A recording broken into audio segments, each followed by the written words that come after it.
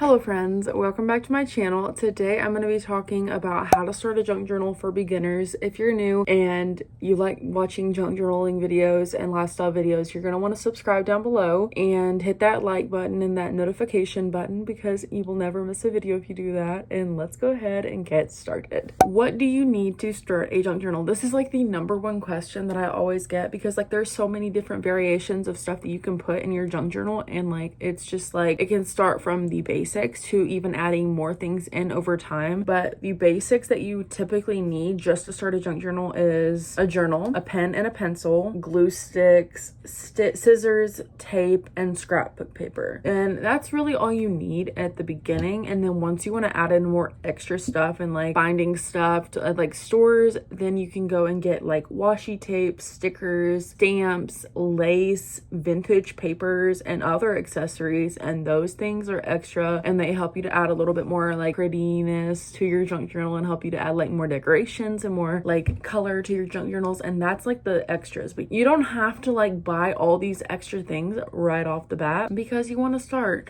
small and work your way up. But you can always get this kind of stuff inexpensively at stores like the Dollar Tree, which I make a lot of Dollar Tree hauls and videos, so make sure to subscribe if you don't want to miss out on Dollar Tree hauls. And also you can go to the Dollar General, you can go to thrift stores, and you can even use things that you already own and like repurpose them for your junk journal. And that's a very creative idea, so that would be really amazing. And then number two is you want to pick a journal. I prefer basic bullet journals with a hardcover like this one. So it's like a hardback junk journal. It's a hardback bullet journal, so it's got like bulleted pages. Let me show you. As you can see, it's like a blank page, but it's very mild. You can't really see it, but it's got bullet pages, so like you can draw like lines and you look connected on bullets. It's really interesting.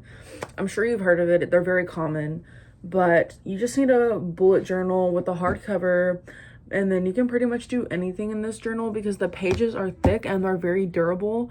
Even though the bullet journals are a little bit more expensive, they do last a long time. Unless you're doing like a lot of junk journaling, then you can get like a bigger journal, which I also like going to the Dollar Tree and getting composition notebooks. I actually have a stock of those myself, and they're like pretty big size, but the pages are so thin.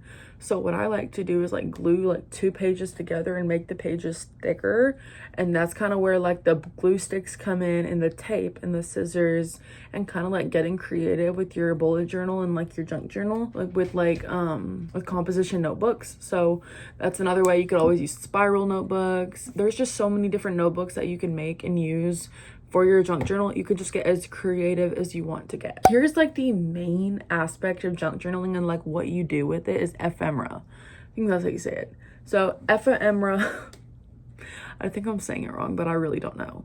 It's basically things that you got for like short-term use, but you put in your junk journal to repurpose it for like memories. So this could be things like tickets, like movie tickets, plane tickets, cruise tickets, concert tickets, whatever kind of tickets. And then you could also get like receipts from the stores that you go to, stickers off of candles, and like other items. Like let's say you want to repurpose a Bath and Body Works candle sticker, those can literally peel off of the candle and you can stick them into your journal. Or you can get like a thing like this and you can take the stickers off of it and like it just peels off and you can just stick it in your journal. It's just amazing. You can also get boxes of food that you've eaten and you can like cut it and glue it into your journal and like write little notes over it, like to the side.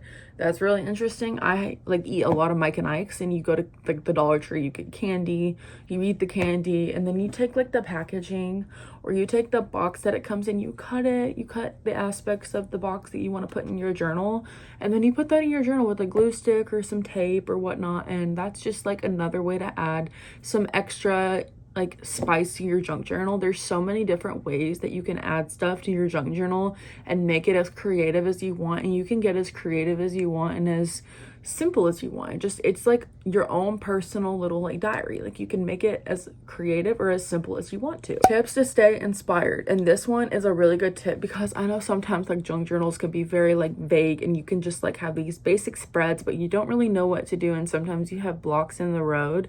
go on Pinterest, because Pinterest is my best friend, and you can create different boards which are like tailored for like different seasons, occasions, holidays, and use that for inspiration for your junk journal and what to put in it. And also like look up junk journal spreads on Pinterest. There's people that have like posted pictures of their spreads on Pinterest, and you can use those as inspiration. Or you can just look at random pictures or wallpapers.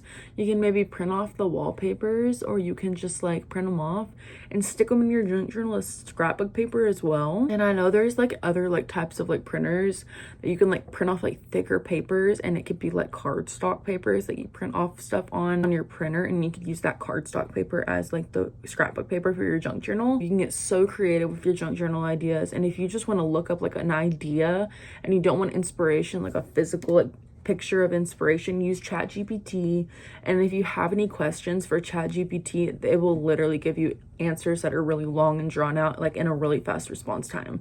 And you can also ask it for like prompts too, like journal prompts and things that you can journal about and all this stuff. So like it's like the opportunities are endless with Pinterest and ChatGPT. I am obsessed with ChatGPT and Pinterest. Thank you so much for watching this video. I know it was super short and sweet, but if you enjoyed this video, give it a thumbs up and comment below what you are going to put in your junk journal for first time that you do it. Follow me on all my socials, which are linked in the description box down below, and also subscribe for more videos. Every week I post on Mondays and Saturdays. Thank you guys so much, and I'll talk to you guys later. Bye.